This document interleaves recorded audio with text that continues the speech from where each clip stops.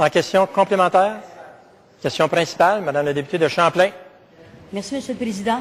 Monsieur le Président, la compagnie d'aluminium Aléris à Trois-Rivières, dans le secteur Cap-de-la-Madeleine, a déclaré faillite le 30 mars dernier. Tout le monde a entendu parler. Par contre, il y a plus de 350 employés d'usines qui ont perdu leur emploi et ça exclut les 100 employés de bureaux et cadres. Après un an de bataille juridique et de litige avec la compagnie, les employés se retrouvent dans une situation intenable.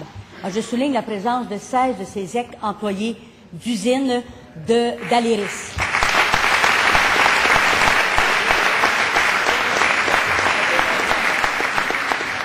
En plus de la perte de leur prime de licenciement qui totalise près de 6 millions de dollars, en plus de la perte de 40% de leur fonds de retraite, ils se voient maintenant refuser l'accès au programme de soutien aux travailleurs âgés du ministère de l'Emploi et de la Solidarité sociale.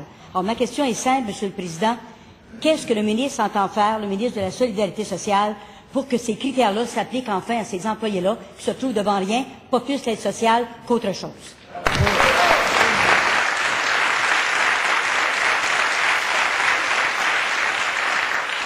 Monsieur le ministre, juste avant de vous donner la parole, je vais rappeler aux gens qui sont dans les tribunes qu'on n'a pas le droit de manifester quelques gestes d'approbation ou de désapprobation. Monsieur le ministre de la Solidarité sociale et de l'Emploi. Alors, merci, Monsieur le Président. Je veux remercier le député de Champlain pour sa question et je veux saluer les travailleurs qui sont présents ici. Je suis heureux de les voir et je vais aller les voir si on le temps après la période de questions pour les rencontrer encore une fois parce que nous l'avons déjà fait, Monsieur le Président. Moi, ma collègue, la ministre des Transports et responsable à Mauricie, nous avons rencontré ces travailleurs il y a un an et on les a aidés d'ailleurs d'obtenir l'assurance chômage. Et s'il y a un programme actuellement qui était récemment mis en place, qui ne s'applique pas dans la situation de ces travailleurs-là, Monsieur le Président, il y a plusieurs programmes qui existent. Et la preuve, Monsieur le Président, depuis que malheureusement l'usine a fermé ses portes, sur 300 quelques travailleurs, il y a 225 travailleurs, grâce à l'aide d'Emploi Québec, qui sont en emploi. Il y a 20 travailleurs en recherche, il y a 80 en formation et il y a 40 travailleurs en retraite et à la retraite et maladie. Vous savez, Monsieur le Président, j'aimerais ça que le député de Champlain dise à ces travailleurs-là que le Pacte pour l'emploi, dans ces programmes-là qui ont fait en sorte que plusieurs travailleurs ont trouvé un emploi, que votre parti politique a voté contre ce programme-là. Vous avez voté contre les travailleurs et particulièrement les travailleurs d'Aléris.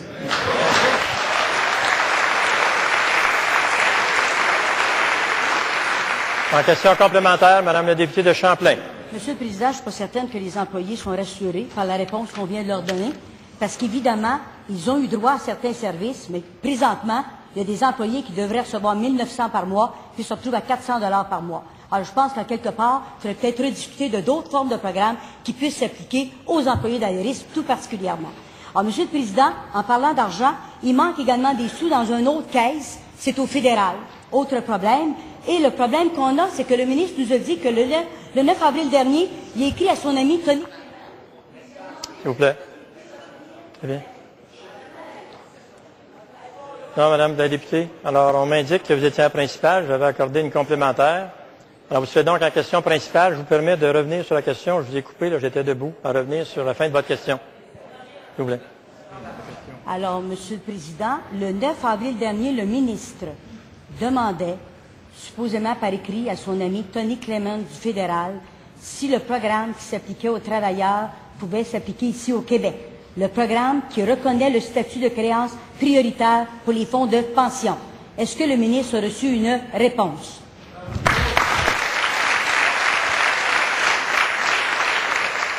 Monsieur le ministre, vous êtes en réponse à une question principale, donc 1 minute 15 pour y répondre.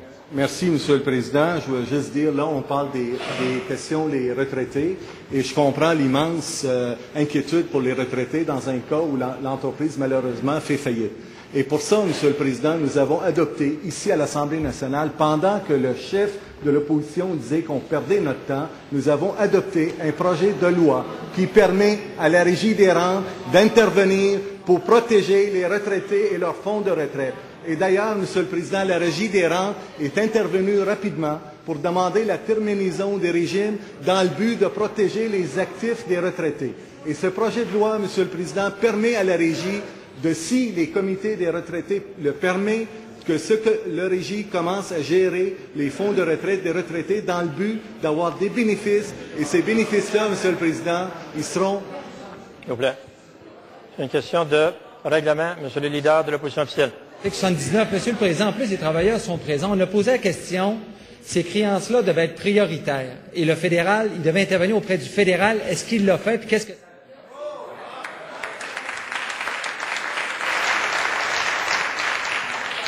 Très bien.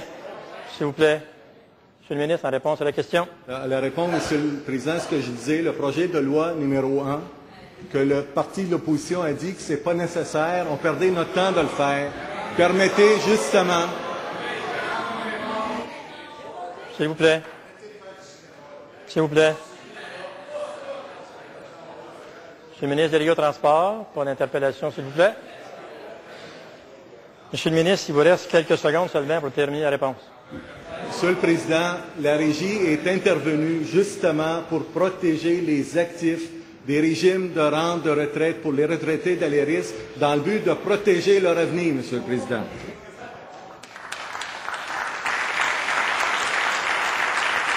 En question complémentaire, Madame la députée de Champlain. Monsieur le Président, je vais recommencer comme quand j'enseignais.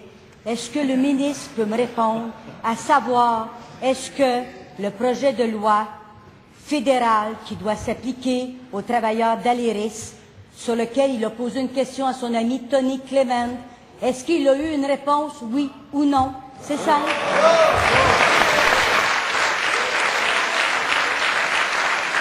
Monsieur le ministre de l'Emploi et de la Solidarité sociale. Monsieur le Président, il rit de l'autre côté. La situation est triste.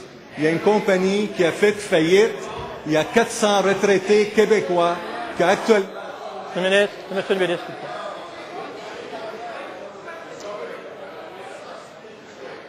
Alors, j'étais déjà debout pour invoquer une question de règlement, Monsieur le leader du gouvernement. La question a été posée correctement. Et il y a des interpellations. Alors, il faut entendre la réponse qui est donnée correctement. S'il vous plaît. Je vais me lever aussi souvent que nécessaire. En réponse à la question posée, Monsieur le ministre. Monsieur le Président, la question est importante actuellement. Il y a une compagnie qui a fait faillite. Il y a des retraités qui sont inquiets. Pour défendre les intérêts des retraités, Monsieur le Président, la Régie a demandé la terminaison du régime. Pourquoi? Parce qu'en faisant ainsi, on va protéger la créance et par le fait même, on va essayer d'éviter les pertes d'avantages des actifs des retraités. Le projet de loi numéro 1 permet après, par la suite, que la Régie fait la gestion du régime dans le but d'avoir des actifs et ces actifs-là seront retournés aux retraités de la